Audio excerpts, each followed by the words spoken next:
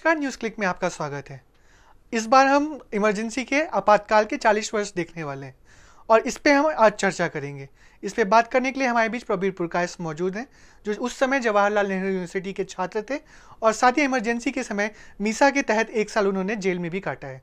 Hello Prabir, news click में आपका स्वागत है। जो जेल में आपने 1 साल गुजारे हैं इमरजेंसी के समय में, उसके आपके अनुभव क्या रहे हैं और ये इमरजेंसी जो आपातकाल लगाई गई थी इंदिरा गांधी द्वारा, वो क्यों लगाई गई थी, उसकी वजह क्या थी? तो अलग अलग सवाल। पहले ये बताना चाहूँगा कि इमरजेंसी में जेल में क्या हालत थी। तो पहली बात तो ये है कि जब तक हम पहुँचे थे इमरजेंसी में, 3 महीने बाद हम जेल पहुँचे थे, तो उस वक्त कम से कम मुलाकात वगैरह शुरू हो गया था। बाहर की खबरें मिलती थी, हफ्ते में, 1 हफ्ते में, 2 हफ्ते में मुलाकात भी होती थी। तो एक हिसाब से जो पहले 3 महीने थे जिसमें लोगों को मुलाकात भी नहीं थी, उससे तो कुछ अलग था। ये भी बताना चाहूँगा कि दूसरे जगह पे जेल के बाहर लोगों पर बंदिश थी। बातचीत करने में क्या बोलेंगे क्या नहीं बोलेंगे, इस पे बहुत उनको सोचना पड़ता था। तो हमारे इस हिसाब से जेल के अंदर हम मुक्त थे, हम कुछ भी बोल सकते थे, हम बाहर नहीं जा सकते थे, पर बोलने में कोई हमारी दिक्कत नहीं थी, बोलने की आज़ादी थी। तो हम जेल में थे या पूरी देश जेल में थी, ये सोचने की बात है। ये भी है कि हम छात्र अवस्था में हमारी जो रहन सहन है, चलना फिरना है, उसमें बहुत काफ़ी अराजकता रहती है। कब खाना खाए, कब सोए। तो जेल में बहुत एक नियमित जीवन था कि सुबह उठना, कितने बजे उठेंगे, कितने बजे वर्जिश करेंगे, क्या पढ़ेंगे, कैसे समय गुजारेंगे, इसलिए पढ़ना वढ़ना भी काफ़ी बढ़ गया था। तो इस हिसाब से सेहत पर शायद अच्छा असर ही पड़ा। तो ये तो रही मेरी अनुभव जेल की। ये आप जो सवाल कर रहे हैं कि इमरजेंसी क्यों लगाई गई थी, तो ये एक अहम सवाल ज़रूर हमारे सामने उस वक्त भी थी, अभी भी है। ऐतिहासिकों के लिए, राजनीतिकों के लिए क्यों लगाए गए थे इमरजेंसी, इसमें कोई दो राय नहीं कि 71 में मिसेस गांधी की जो बहुत बड़ा जय हुआ था चुनाव में, बहुत जल्दी ही उस जय का प्रभाव घटने लगा था और 74 तक काफ़ी मूवमेंट्स इधर उधर से खड़े हो रहे थे। कुछ करप्शन की इशू को लेकर, कुछ गुजरात में नवनिर्माण समिति करके रिजर्वेशन के खिलाफ मूवमेंट थी। तो अलग अलग किस्म की मूवमेंट थी। रेलवे स्ट्राइक 74 में बहुत बड़ा रेलवे वर्कर्स की स्ट्राइक हुई थी। तो अलग अलग किस्म के मूवमेंट, चाहे वर्कर्स की हो, चाहे आम जनता की हो, चाहे करप्शन के खिलाफ हो, इस तरह की मूवमेंट निकल रही थी। तो मिसेस गांधी की जो एक छत्र हुकूमत जो वो सोच रही थी उसके पास है, उसके सामने एक चैलेंज पहुंच रहा था। इसके साथ साथ जो घटना हुई थी कि उसमें 75 में उनकी इलेक्शन रद्द कर दी गई थी इलाहाबाद हाई कोर्ट द्वारा। तो उनको प्राइम मिनिस्टर रहने भी उनको काफ़ी दिक्कत पड़ रही थी। तो उसके वजह सब मिला के उसकी निजी एक ख़तरा और देश के सामने खतरा उनको लग रहा था कि कांग्रेस शासन का एक खतरा है इस मूवमेंट्स की वजह से। तो उन्होंने उस वक्त जाके तब इमरजेंसी लागू की। जब आप कांग्रेस शासन की बात कर रहे हैं, तो इमरजेंसी से पहले एक जेपी मूवमेंट हुआ, उसमें कई ऐसे छात्र नेता उभरे जो बाद में चल के कई क्षेत्रीय पार्टियां उसके साथ ही उभरी, जैसे लालू हो गए, रामविलास पासवान हो गए और शरद यादव हो गए। तो उसके बाद राजनीतिक परिस्थितियां जो हैं देश की, वो काफ़ी बदल गई। एक कोलिशन पॉलिटिक्स का एरा भी स्टार्ट हो गया। तो ये राजनीतिक परिस्थितियों को आप किस तरीके से देखते हैं, उसमें क्या बदलाव आया और आखिर ऐसा क्या हुआ कि 2 साल बाद ही इंदिरा गांधी फिर दोबारा चुनाव जीत के वापस आ गई? एक तो है कि मूवमेंट्स के ज़रिए लोग नेता बनते हैं, तो इसमें कोई शक नहीं है। जो जेपी मूवमेंट और दूसरे मूवमेंट्स तब थे, उसके ज़रिए कुछ लोग नेता उभर रहे थे और जेल में उनकी बातचीत आपस में होना ये अलग बात है। पर उसके साथ साथ जेल की मुहर लगना जिसे कहते हैं, इमरजेंसी के बाद एक काफ़ी अच्छी चीज़ मानी जाती थी, क्योंकि इमरजेंसी को लोगों ने जिस निगाह से देखा था, उनको लगा कि इमरजेंसी बहुत गलत थी। तो इसीलिए चाहे बिहार में जो हो, यूपी में हो, उत्तर प्रदेश में हो, अलग अलग के लोगों की, तबकों की एक ये समझ थी कि इमरजेंसी गलत था। और चाहे वो मिडिल क्लास हो, चाहे दूसरे सेक्शंस हो, वो इमरजेंसी को रिजेक्ट किया था। ये भूलना नहीं चाहिए कि साउथ इंडिया में फिर भी इमरजेंसी की समर्थन थी। इसीलिए इमरजेंसी हटाने के बाद फिर भी वहाँ मिसेस गांधी वहाँ पर जीती थी। पर इस पर कोई शक नहीं कि नॉर्थ इंडिया में उसकी एक रेजिस्टेंस थी। तो मूवमेंट्स का असर जो है, जेपी मूवमेंट वगैरह मूवमेंट्स के असर, जब चुनाव 77 में हुआ उसका ऊपर असर पड़ा और उसके लिए वो लोग उभर के आए जो मूवमेंट्स में थे, जो जेल में थे, क्योंकि इमरजेंसी को लोग ने जिस दृष्टिकोण से देखा था, इस वजह से उनको नेता मानने में उनकी दिक्कत नहीं पड़ी। तो एक तो ये बात थी जिसकी वजह से ये सब फिगर्स निकले। बट ये गलत होगा सोचना कि सिर्फ जेल में रह के वो नेता बन गए थे। मेरे ख्याल से मूवमेंट्स की भूमिका को भी हमको देखनी पड़ेगी, क्यों वो नेता बन के निकले थे। प्रवीण, अगर हम आज की बात करें तो अभी लाल कृष्ण आडवाणी ने कहा कि आपातकाल जैसी स्थिति दोबारा पैदा हो सकती है, और मौजूदा सरकार को देखें जिस तरीके से प्रतिरोध के स्वर वो दबा रही है, तो ऐसे आसार लग रहे हैं कि ये आपातकाल की स्थिति शायद आ जाए। तो वर्तमान राजनीति में और इंदिरा गांधी के समय में क्या आप कोई समानता पाते हैं, और क्या ये जो आडवाणी कह रहे हैं क्या वो बात सही हो सकती है? देखिए, पहली बात तो ये है कि हमें इसको दो सवाल के रूप में देखना चाहिए।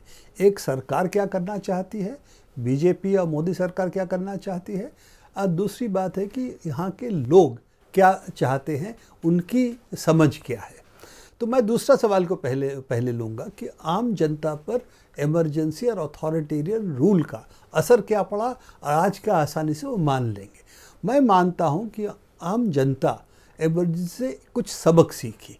एक सबक तो ये है कि जहाँ पर हमारी लोकल लीडर्स भी है, उनकी अहमियत एक कोई भी सरकारी ऑफिसर या सरकारी नुमाइंदे के सामने वो ढीला पड़ जाता था, क्योंकि उसके वक्त ख़तरा था कि कभी भी कोई भी किसी को भी अब जेल भेज सकते हो। तो और वो पावर काफ़ी लो लेवल पे भी सरकारी नुमाइंदों के पास थी।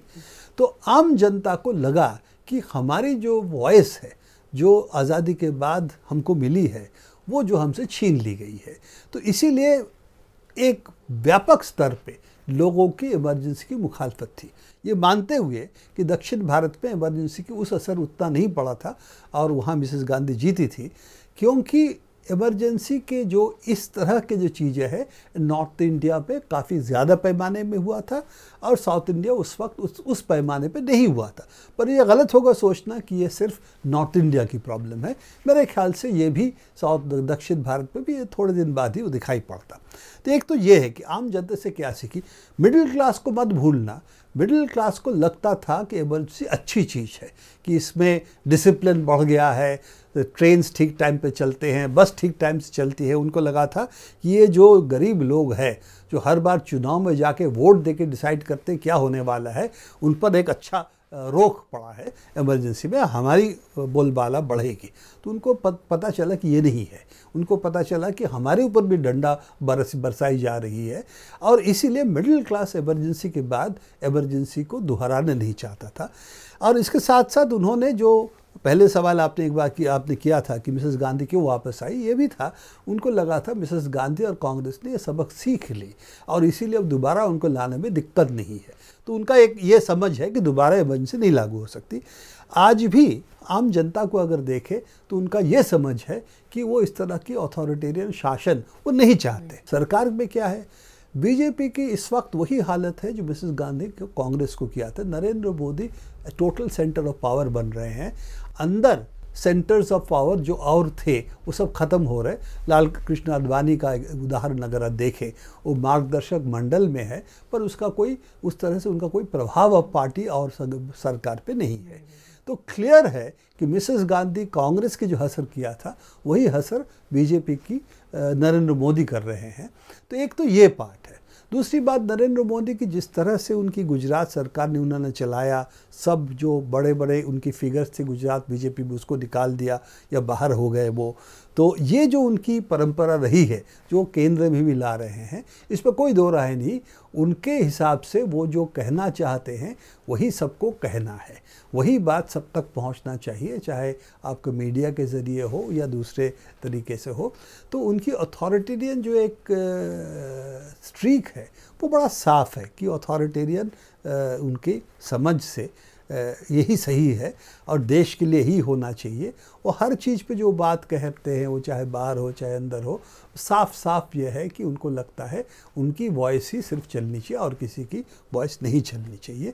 तो एक डिसेंट की प्रति उनकी जो सोच है बड़ा साफ इसमें झलकता है। अब प्रवीण, मेरा ये आखिरी सवाल होगा, मीडिया जिसे चौथा स्तंभ कहा जाता है लोकतंत्र का, उसका 1975 के आपातकाल में क्या योगदान था या उसका क्या रोल था उस समय, और आज के समय में जब हम देख रहे हैं कि जो बड़े बड़े कॉरपोरेट घराने हैं वो मीडिया को कंट्रोल करें, तो आज के समय में उसका क्या योगदान होगा, उसकी क्या जिम्मेदारियां होंगी? पहली बात तो ये है कि मीडिया 75 में आपातकालीन स्थिति में जिनका भूमिका बहुत ही कमज़ोर सर्वाइल रहा, पूरी तरफ से वो सर झुका दिया था।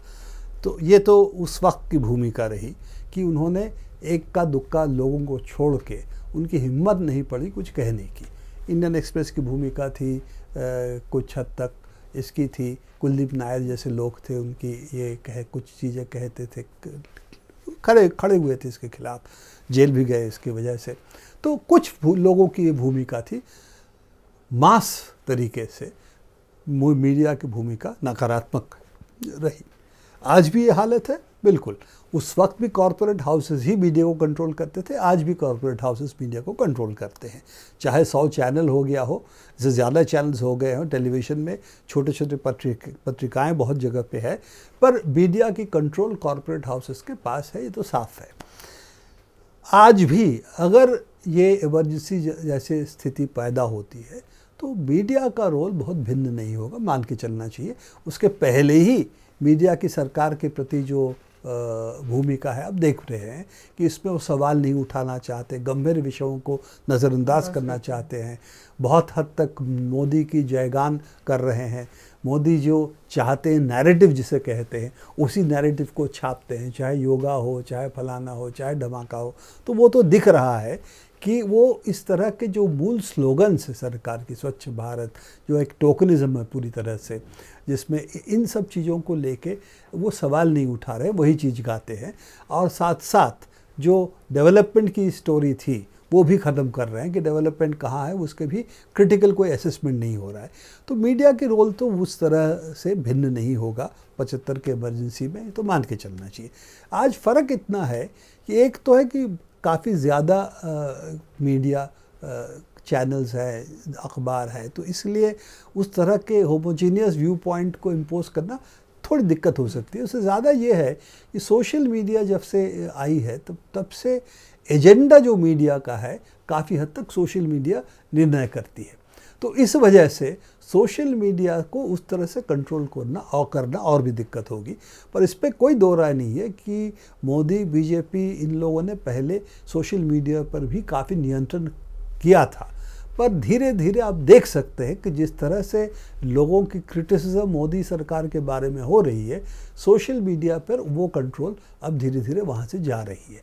तो मुझे नहीं लगता कि आज के तारीख पे इस तरह के हेट्रोजीनियस मीडिया और सोशल मीडिया को उस तरह से कंट्रोल करना संभव होगा जो इमरजेंसी में इंदिरा गांधी की सरकार ने की थी। अपना समय देने के लिए प्रबीर शुक्रिया, और आगे भी हम ऐसे मुद्दों पे लगातार आपके पास आते रहेंगे। न्यूज़ क्लिक देखने के लिए धन्यवाद।